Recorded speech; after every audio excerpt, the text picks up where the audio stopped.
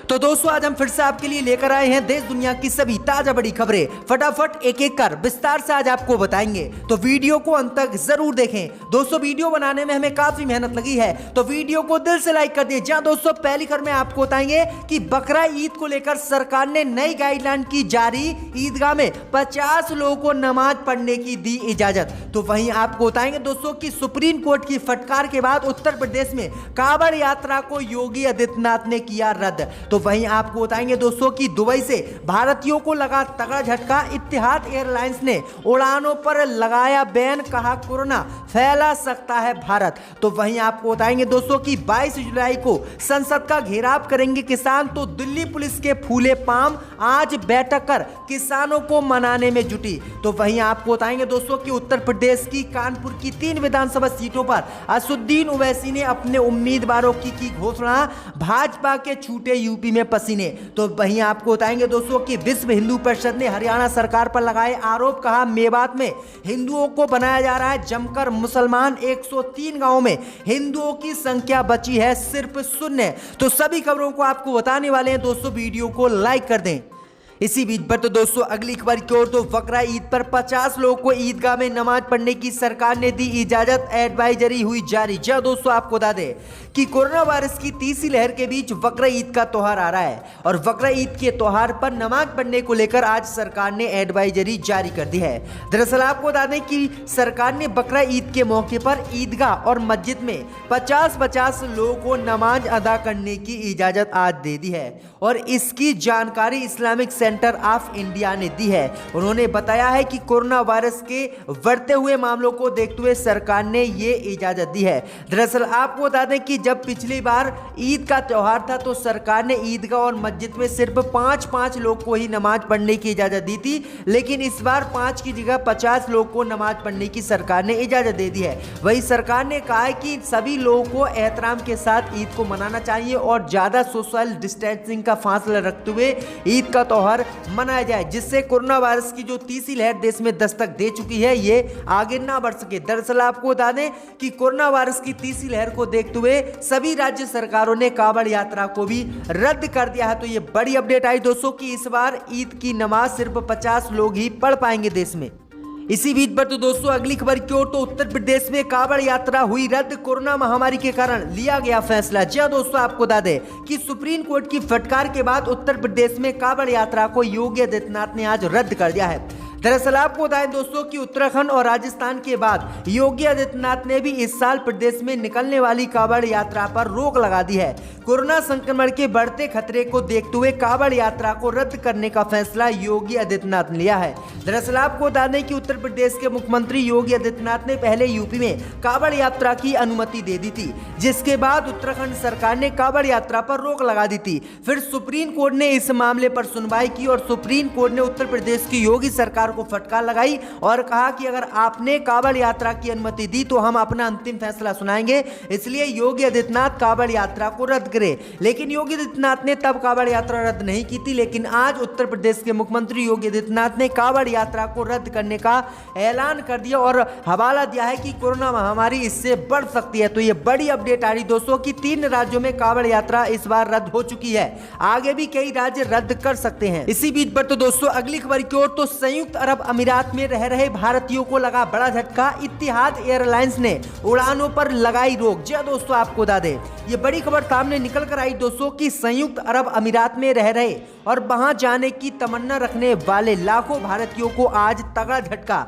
इत्तेहाद Airways ने दिया है। इत्तेहाद एयरवेज ने भारत, पाकिस्तान और बांग्लादेश के विमानों की उड़ान को 31 जुलाई तक के लिए बंद कर दिया है। इत्तेहाद एयरवेज ने ट्विटर पर यह जानकारी दी है और हवाला दिया है कि कोरोना महामारी देश में बढ़ रही है भारत में, इसलिए हम अपनी फ्लाइटों को भारत नहीं भेज सकते।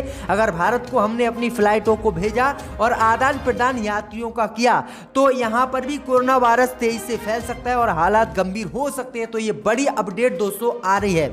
इसी बीच पर तो दोस्तों अगली खबर की ओर, तो 22 जुलाई को संसद का घेराव करेंगे किसान। दिल्ली पुलिस के छूटे पसीने, बैठक में आज किसानों को मनाने की कवायद दिल्ली पुलिस की शुरू।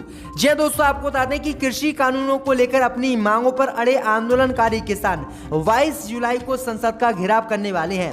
किसानों के इस ऐलान को देखते हुए दिल्ली पुलिस बुरी तरह से डर गई है और दिल्ली पुलिस के अधिकारी अन्नदाताओं को मनाने के प्रयास आज दिल्ली में कर रहे हैं। आज दिल्ली पुलिस के अधिकारियों की और आंदोलनकारी किसानों के बीच बैठक होने वाली है।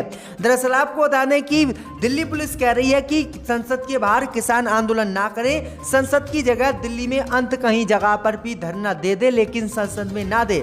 लेकिन किसानों ने कहा है कि 200 किसान संसद के बाहर धरना देंगे और संसद का घेराव करेंगे, और जबकि किसानों के जो अपने सांसद है वह कृषि कानून को लेकर संसद के भीतर मोदी सरकार से पंगा लेंगे। तो ये बड़ी अपडेट आ रही, बुरी तरह से दिल्ली पुलिस और मोदी सरकार किसानों के चंगुल में फंस गई है। इसी बीच पर तो दोस्तों अगली खबर की ओर, तो उत्तर प्रदेश के कानपुर की 3 विधानसभा सीटों पर एआईएमएम ने किया अपने उम्मीदवारों का ऐलान, भाजपा के छूटे पसीने।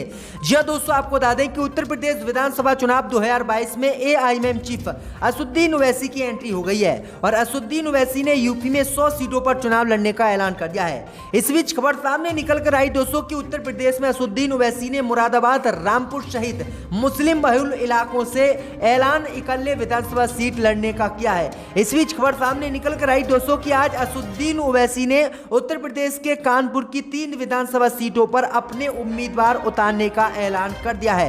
दरअसल आपको बता दें कि जिन सीटों पर असदुद्दीन ओवैसी ने अपने उम्मीदवार उतारने का ऐलान किया है वह मुस्लिम बहुल सीट है। जी दोस्तों, आपको बता दें कि कानपुर की कैंट विधानसभा सीट से असदुद्दीन ओवैसी ने अपने उम्मीदवार को उतारने का ऐलान कर दिया है। दूसरी विधानसभा सीट है आर्य नगर, यहां से भी असदुद्दीन ओवैसी अपने उम्मीदवार को उतारने वाले हैं और तीसरी विधानसभा सीट है सीसामऊ। इन तीनों विधानसभा सीटों से असदुद्दीन ओवैसी अपने कैंडिडेट सबसे पहले उतारने वाले हैं, क्योंकि ये मुस्लिम बहुल इलाके हैं और यहां पर मुस्लिम वोटर ही हार जीत का फैसला करते हैं। तो इन 3 सीटों पर ओवैसी अपने उम्मीदवारों को सबसे पहले यूपी में उतारेंगे, इसका ऐलान आज ओवैसी ने कर दिया है। इसी बीच पर तो दोस्तों अगली खबर की ओर, तो रविशंकर प्रसाद के रहते आईटी मंत्रालय में हुआ बड़ा घोटाला, भाजपा की खुली पोल। जहां दोस्तों आपको बता दें कि कांग्रेस पार्टी ने कैग की एक रिपोर्ट का हवाला देते हुए आरोप लगाया है कि अनियमितता के कारण केंद्रीय इलेक्ट्रॉनिक एवं सूचना प्रौद्योगिकी मंत्रालय का भारत नेट कार्यक्रम तेजी से नहीं पकड़ सका। मुख्य विपक्षी पार्टी ने इस मामले में पूर्व आईटी मंत्री और भाजपा नेता रविशंकर प्रसाद की भूमिका की ओर इशारा करते हुए उच्च स्तरीय जांच की मांग की है। सरकार की तरफ से कांग्रेस के आरोप पर फिलहाल कोई प्रतिक्रिया सामने नहीं आई है। जहां दोस्तों आपको बता दें कि कांग्रेस पार्टी के मुख्य प्रवक्ता रणदीप सुरजेवाला ने ट्वीट किया और कहा कि इलेक्ट्रॉनिक और सूचना प्रौद्योगिकी मंत्रालय पर कैग की रिपोर्ट भारी अनियमितताओं का खुलासा करती है। क्या दूर संचार विभाग और भारत सरकार के बिना विनिदा के ठेके दिए गए? क्या बिना किसी औपचारिक करार के करोड़ों रुपयों का भुगतान किया जा सकता है?